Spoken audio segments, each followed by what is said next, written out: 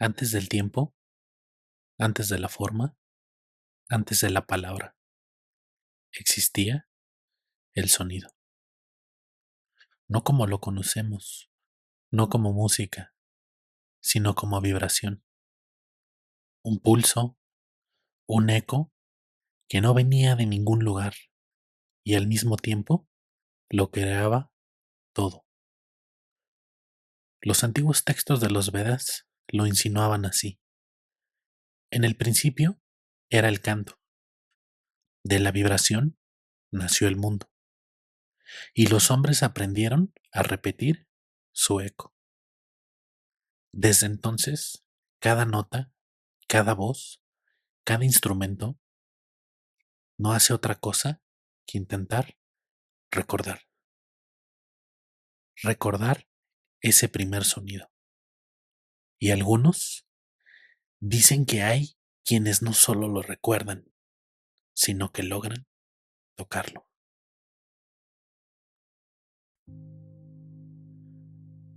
Hubo un hombre que no tocaba el violín como los demás. Lo que hacía no parecía humano. Su nombre era Niccolo Paganini. En los escenarios, su cuerpo se retorcía, sus dedos se movían con una velocidad imposible y su música no se escuchaba, se sentía. El público no sabía cómo explicarlo, así que hizo lo que siempre hace. Cuando algo rompe los límites de lo conocido, inventaron una historia. Que Niccolo Paganini no era un genio, sino un hombre que había hecho un pacto con el diablo. Que su talento no le pertenecía, que algo tocaba a través de él. Y quizás esa sea la parte más interesante de esta historia. No si el diablo existía, sino esto. ¿El demonio estaba en él o estaba en la mirada de los demás? La historia de Niccolo Paganini no es realmente sobre música, es sobre algo más profundo. Es sobre lo que pasa cuando alguien rompe los límites de lo que entendemos. Porque cuando eso ocurre, la sociedad no se pregunta, ¿qué estoy viendo? Se pregunta, ¿cómo lo controlo? Aquí es donde entra Michel Foucault. Foucault decía que toda sociedad necesita definir lo que es normal, crear una línea invisible entre lo aceptable y lo peligroso. Y todo aquello que cruza esa línea no solo incomoda, amenaza. Porque si algo rompe la norma, entonces la norma deja de ser justa. Y eso es peligroso para cualquier sistema. Así que la solución es simple. ¿No lo entiendes? Lo nombras. ¿No lo puedes explicar? Le pones una etiqueta. Y muchas veces esa etiqueta es la misma. Demonio. Diablo. Maligno. No porque lo sea necesariamente, sino porque necesitas que lo sea. Y entonces la pregunta deja de ser ¿qué es real? Y empieza a ser ¿qué necesitamos creer para que el mundo siga teniendo sentido? Pero, ¿y si el problema no está solo en la sociedad? ¿Y si está también en nosotros? Porque lo que llamamos demonio no siempre viene de afuera. Muchas veces nace de dentro. Aquí aparece Baruch Spinoza. Spinoza entendía algo incómodo. El ser humano no tolera lo que no comprende. Así que lo organiza, lo clasifica, le pone nombre, crea categorías para sentir que entiende al mundo. Pero cuando él escapa de esas categorías, no solo lo expande, también lo reduce, lo convierte en algo manejable. Y a veces ese algo se llama demonio. No porque sepamos necesariamente lo que es, sino porque necesitamos dejar de sentir que no sabemos lo que es. El demonio entonces no es necesariamente una entidad, es un límite, el límite de nuestra comprensión humana. Y cada vez que lo usamos, no estamos describiendo el mundo, estamos revelando hasta dónde llega nuestra propia mente. Así que tal vez el demonio nunca fue una presencia externa, sino un reflejo de aquello que aún no sabemos mirar o que aún no logramos comprender del todo. Y entonces alguien decide ir aún más lejos, no reinterpretar al demonio, sino eliminarlo por completo. Ese alguien fue Friedrich Nietzsche. Nietzsche no cree en demonios, no porque no los entienda, sino porque los considera innecesarios. Para él, el demonio es una debilidad, una forma elegante de no asumir responsabilidad. Porque es más fácil decir algo externo me domina, me controla, que aceptar ese también soy yo y sus acciones son las mías. Nietzsche decide romper con todo esto y dice, no hay entidades ocultas, no hay fuerzas externas controlándote. Lo que hay es voluntad, es impulso, es poder. Y todo eso y más vive dentro del ser humano. El miedo, la oscuridad, el deseo, no vienen de fuera. Son parte de la misma fuerza que también crea y vive en los hombres.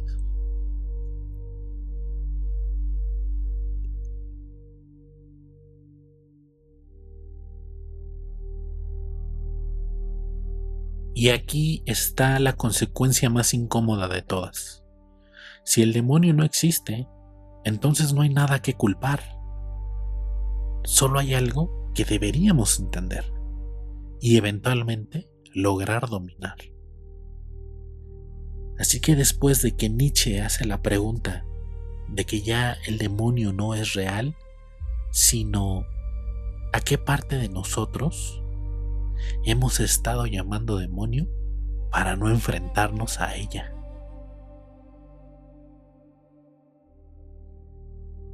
Y entonces volvemos a Niccolò Paganini. Pero ya no lo veremos de la misma manera, porque después de todo esto, Paganini deja de ser un caso extraño y se convierte en algo más peligroso, un símbolo, el símbolo de lo que ocurre cuando alguien más va más allá de lo permitido, cuando alguien más desarrolla una habilidad que los demás no pueden explicar ni replicar. Y en ese momento, la admiración no es suficiente, se convierte en sospecha, porque lo extraordinario incomoda. Y cuando incomoda demasiado, se transforma en una amenaza directa. Así que el genio deja de ser admirado y empieza a ser etiquetado. Raro, peligroso, antinatural, demoníaco. No porque lo sea, sino porque necesitamos explicarlo de alguna manera. Y Paganini no fue el único. La historia está llena de figuras que en su momento fueron vistas como algo oscuro.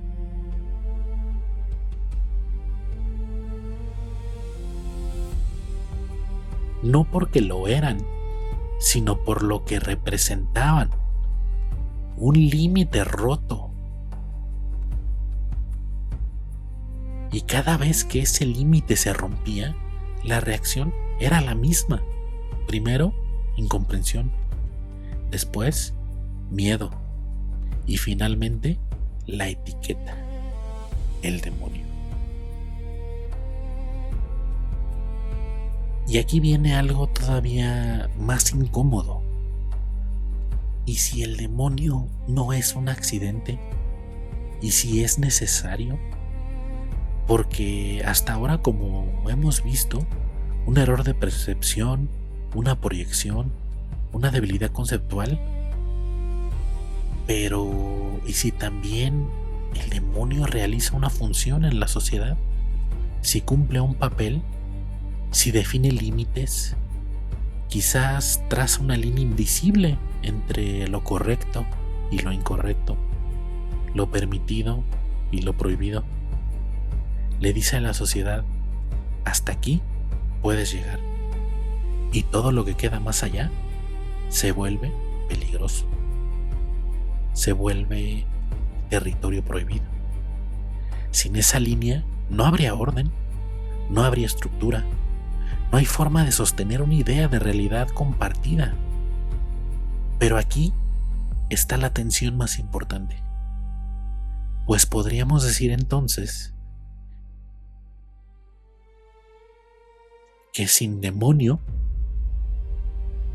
no hay orden.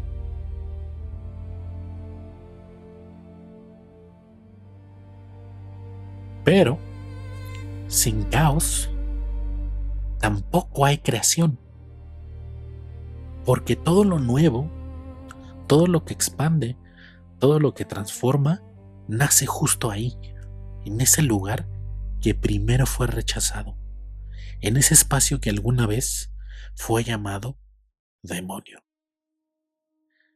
Así que tal vez el problema nunca fue el demonio en sí, sino nuestra incapacidad de cruzar esa línea sin miedo.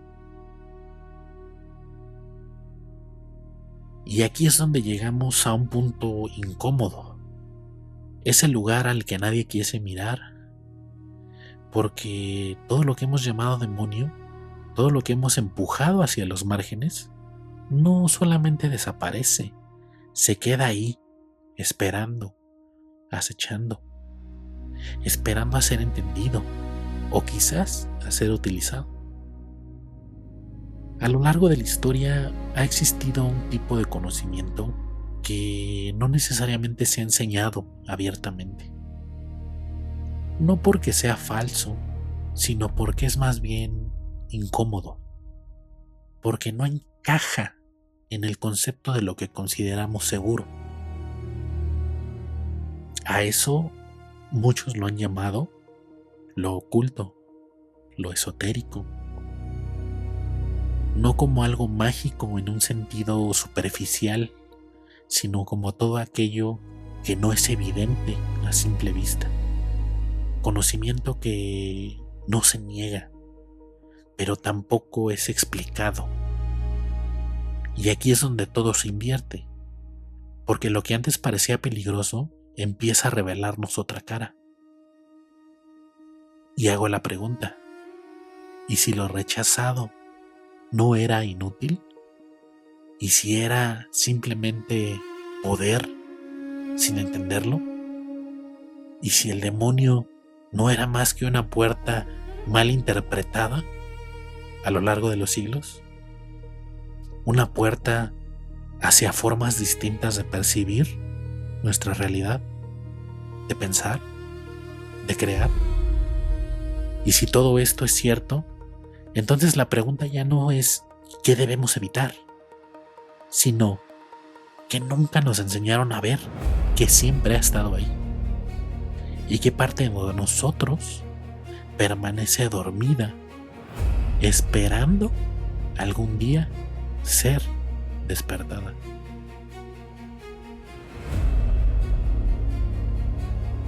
Después de toda esta reflexión de cómo las preguntas han cambiado, ya no es qué está afuera, sino qué hay dentro de ti. Porque si lo oculto no es algo externo, entonces también es una capacidad, una forma de percibir que no todos desarrollan. Algunos lo han llamado el tercer ojo, no como un símbolo místico vacío o charlatanería barata, sino como una metáfora de algo muy real y tangible. la capacidad de ver sin usar los ojos de nuestro rostro, de entender sin que nadie te lo explique, de crear sin saber exactamente de dónde vino esa idea. Porque si observas con atención, las ideas más poderosas no se construyen paso a paso, aparecen, se manifiestan como un destello, como si algo por un segundo se alineara y te permitiera ver. Un músico lo siente cuando compone, un escritor cuando encuentra la frase exacta, un creador cuando algo dentro de él empieza a tomar una forma y una fuerza antes de siquiera poder explicarlo. Y en ese estado no estás forzando, estás accediendo a una parte de la mente que no necesariamente opera con una lógica lineal, como nos han enseñado en la escuela, que no responde al esfuerzo, sino más bien a conexiones más profundas. Y aquí es donde todo se conecta con lo que hemos visto a lo largo de este episodio y en este podcast. Porque durante mucho tiempo esa capacidad fue vista con sospecha, como algo extraño, como algo peligroso, como algo demoníaco. No porque lo fuera, sino porque no se entendía.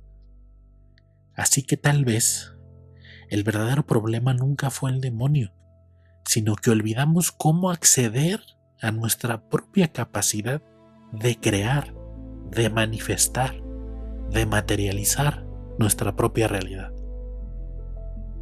¿Cómo escuchar eso que no hace ruido, pero que lo cambia todo?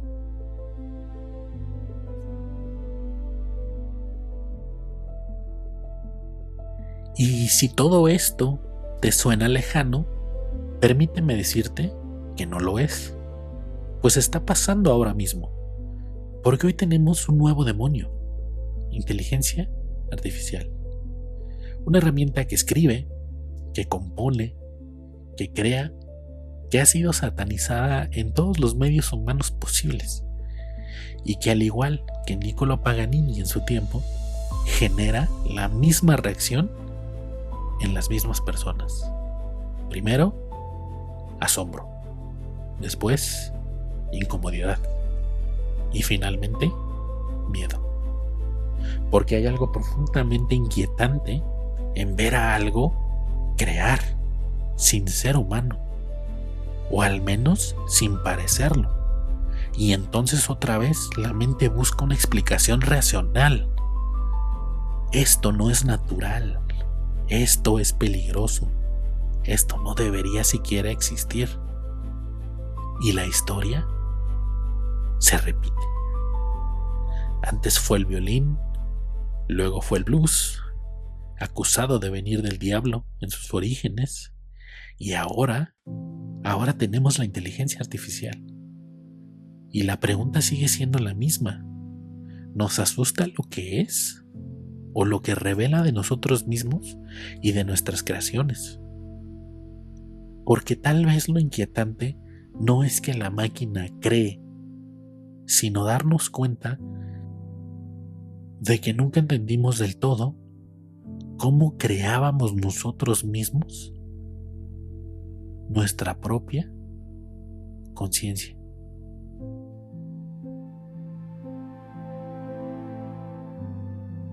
Entonces, si no viene del demonio, si no viene de afuera, ¿de dónde vienen las ideas? Porque si eres honesto contigo mismo, sabes que las mejores no las forzaste, aparecieron en silencio, sin aviso, espontáneamente, en un momento de pausa, de desconexión, de ausencia de ruido, no cuando estabas intentando pensar demasiado, sino cuando te soltaste. Hay estados en los que la mente deja de empujar y empieza a recibir. Estados donde el pensamiento lineal se hace a un lado y algo más toma su lugar. Algunos lo llaman meditación, otros flow, otros conexión. nombres distintos para una misma experiencia. Un estado en el que no estás pensando en la idea, la estás viendo, como si ya existiera y tú solo la descubrieras. Y aquí es donde la ciencia y la experiencia empiezan a encontrarse. Porque incluso desde una mirada más racional, lógica, sabemos que el cerebro procesa mucho más de lo que percibimos conscientemente. Y que en ciertos estados esa información emerge, no como esfuerzo, sino como revelación. Así que tal vez crear no es construir desde cero, sino aprender, a escuchar, a pensar, a entrar en ese silencio, donde las ideas ya están ahí y solo están esperando a ser descubiertas.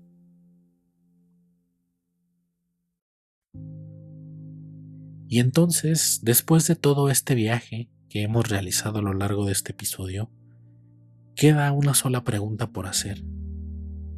Porque si el demonio no es una entidad, si es una construcción, una proyección, un límite establecido, entonces tal vez nunca estuvo afuera. Tal vez siempre estuvo ahí, en lo que no entiendes, en lo que te incomoda, en lo que evitas explorar, en esa parte de ti que aún no tiene nombre, la misma que crea, la misma que intuye, la misma que por momentos parece ir más allá de lo que tú crees posible, y que sin embargo has aprendido a mirar con cierto nivel de sospecha. ¿Qué estás llamando demonio? Que en realidad es potencial no explorado.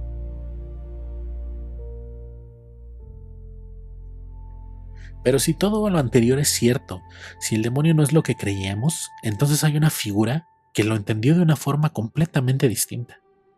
Un hombre que no huyó del símbolo, sino que lo estudió, que no rechazó la imagen, sino que intentó descifrarla para ayudarnos a nosotros. Su nombre era Eliphas Levi, y a través de él aparece una de las figuras más incomprendidas de la historia, el Baphomet, un símbolo que durante siglos ha sido asociado con lo oculto, con lo prohibido, con lo demoníaco. Pero, ¿y si nunca fue eso? ¿Y si lo que vemos como una representación del mal no era más que un mapa, un lenguaje, una forma de entender lo que hemos estado intentando evitar? Porque si el demonio es una construcción, entonces sus símbolos también lo son, y entenderlos puede cambiar por completo la forma en la que vemos nuestra realidad día con día. La próxima semana vamos a entrar ahí, a mirar de frente lo que siempre nos dijeron que evitáramos, y a preguntarnos si en realidad ahí es donde comienza todo. Soy Sergio Larrañaga y esto fue Arquitecturas Invisibles.